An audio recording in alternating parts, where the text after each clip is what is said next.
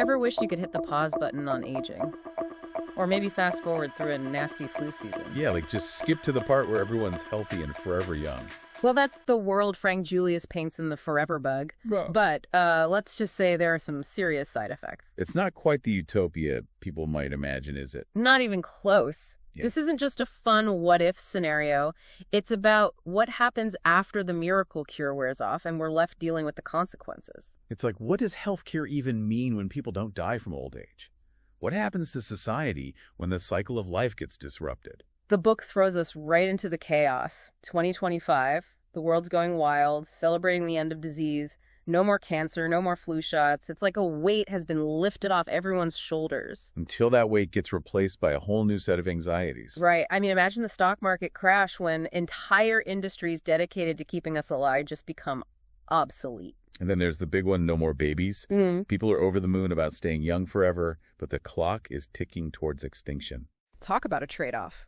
Julius introduces us to this new reality through Wes Turnman, a radio talk show host. Oh yeah, Wes. Right in the thick of it, trying to make sense of this new world just like the rest of us. His father, Cameron, is in a care home battling Parkinson's. Then, boom, the bug hits, and suddenly he's dancing in the hallways. It's one of those scenes that really sticks with you. This incredible hope, this feeling of anything is possible, mixed with this underlying unease about what we've unleashed. Exactly. And it's not just personal stories, right? Julius zooms out and shows us the bigger picture.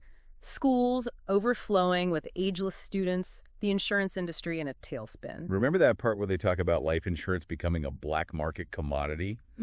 Because people are still dying, just not from natural causes. The bug might make you biologically immortal, but it doesn't make you accident-proof. It's a world full of contradictions, this weird mix of the mundane and the macabre. And while everyone's trying to adapt to life after death, scientists are scrambling, trying to unravel the mysteries of the forever bug.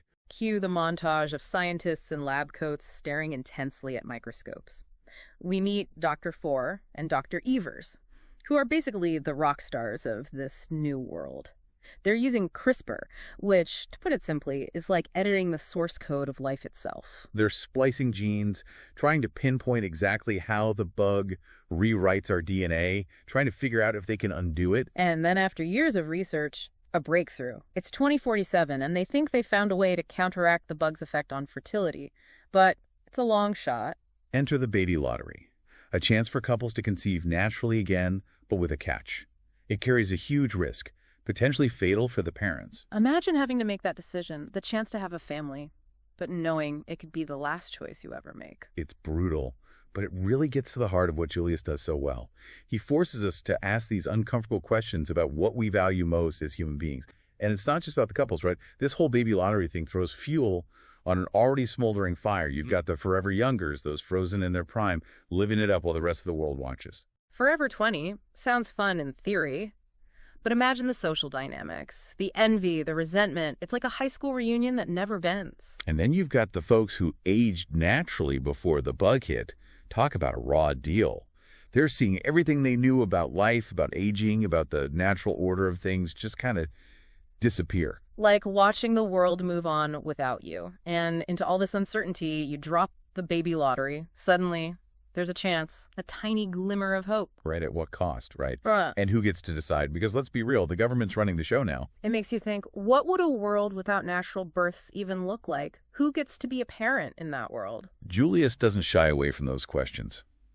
He introduces us to couples who are desperate, willing to risk it all for a child.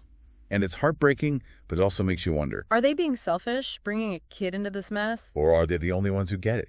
The only ones with enough hope to keep the species going. It's a real ethical head-scratcher. And just when you think it can't get any more complicated, Julius throws another wrench in the works. Oh, here comes the twist. Remember all that talk about the collapse of healthcare? Well, some of those bigwigs, the pharmaceutical CEOs, they haven't quite adjusted to this whole no more dying thing. Let me guess, they miss raking in the big bucks. Bingo. Julius calls them the bug chamber. And they're not just sitting around feeling sorry for themselves. They're pissed. They think the forever bug has robbed humanity of something essential. You mean death? Well, yeah, but also the awareness of it.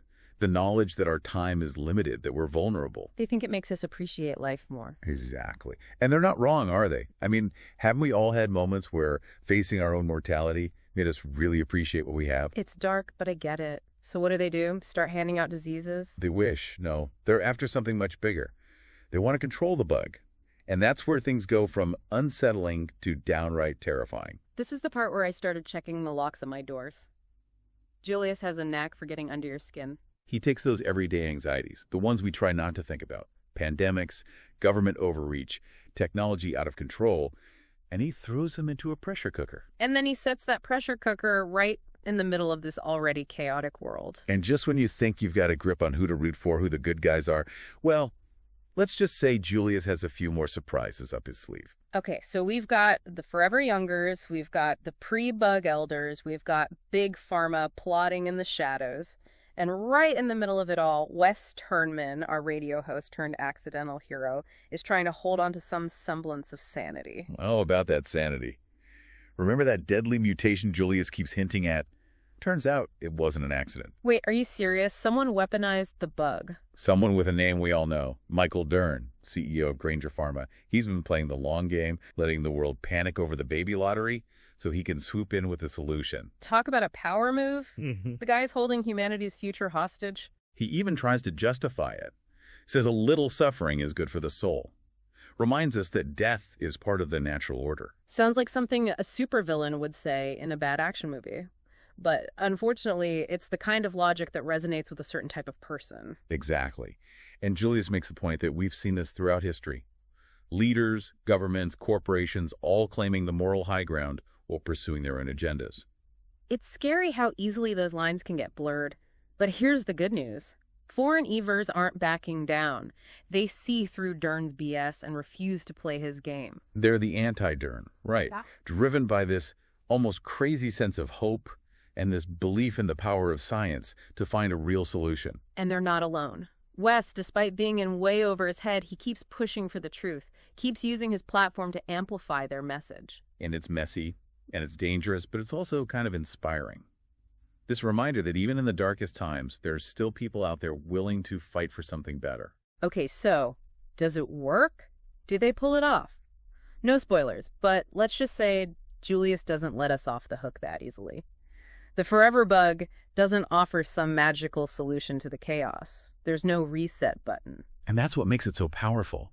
It forces us to sit with the discomfort, to acknowledge that even if we found a way to cheat death, to rewrite the rules of life, there would still be consequences. And that maybe those consequences would force us to confront some really uncomfortable truths about ourselves, about what it means to be human. If you had the chance to live in this world, would you take it? It's a question worth asking, and that's what the Forever Bug does so brilliantly. It's more than just a sci-fi thriller. It's a conversation starter. It makes you think, makes you question, makes you appreciate the world we live in, even with all its imperfections.